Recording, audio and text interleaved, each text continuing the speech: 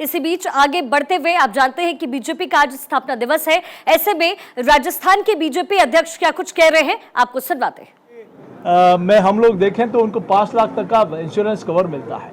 तो अनेक ऐसी योजना जिससे आम आदमी जुड़ा है। और आप देखिए कि कुंभ के मेले में स्वयं माननीय प्रधानमंत्री जी ने कहा कि इसको स्वच्छ और साफ सुथरा किसने किया।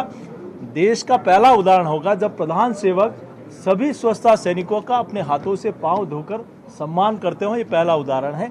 तो हम भी एक कार्यकर्ता के नाते सब लोग हम भी गौरवान्वित महसूस करें जो हमारे साथी हैं, हमारे भाई, हमारे परिवार के सदस्य हैं। आज उनको सम्मानित करने का अवसर इस पार्टी का मिला है।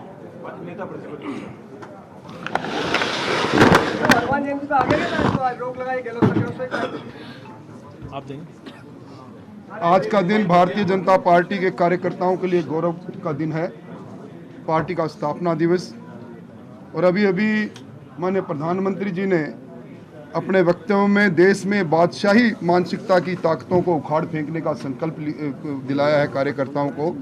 आज के दिन राजस्थान में जिस प्रकार की बादशाही मानसिकता के शासन हो रहा है उसको उखाड़ फेंकने का संकल्प भी हमारे कार्यकर्ता ले रहे हैं।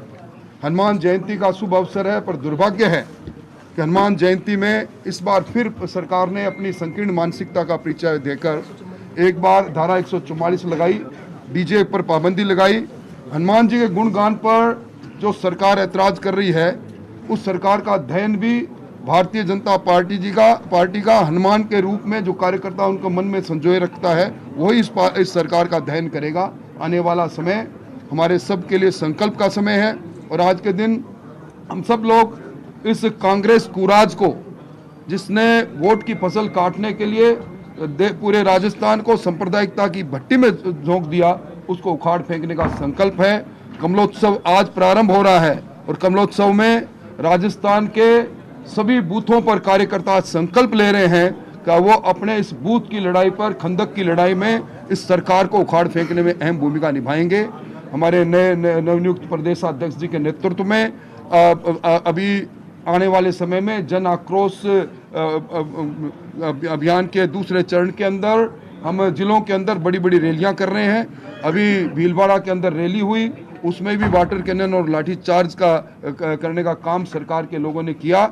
उस समय भी हम सिर्फ यही कह रहे थे कि जो इस जिले के लोगों की जनभावना है, ज्ञापन के रूप में जिला कलेक्टर 5 आदमियों का ज्ञापन ले ले, पर उन्होंने जिस प्रकार का छावनी बनाई उस पूरे जिले कलेक्ट्रेट को, आने वाले समय में पुलिस तंत्र से ये सरकार अपने खोए हुए जन आधार को ढूंढने की जो कोशिश कर रही है, इसी का भुगतान इस सरकार को करना पड़ेगा।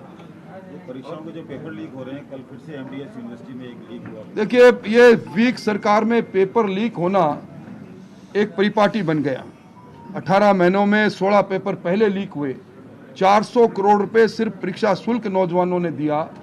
और इस सरकार ने एंटी चीटिंग बिल लाकर हमें आश्वस्त किया था और हमने भी इस हाउस में उनका समर्थन किया था। पर उस एंटी चीटिंग बिल के प्रावधानों के अनुसार भी जिस प्रकार पिक एंड चूज कर रही है सरकार, कई केसों में इस्तेमाल कर रहे हैं, कई केसों में नहीं कर रहे। आज इन माफियाओं की संपत्तियां कुछ मामलों, 1-2 मामलों में जब्त करके और बाकी सबको प्रसाद देने का सरकार काम कर रही है। ये आज राजस्थान में आईपीसी नहीं, इंडियन पैनल कोड नहीं, अब जीपीसी चल रहा है, गहलोत पैनल कोड चल रहा है, जिसके मापदंड 2 अलग अलग है। हम इन सारी बातों को लेकर जनता के बीच में जाएंगे।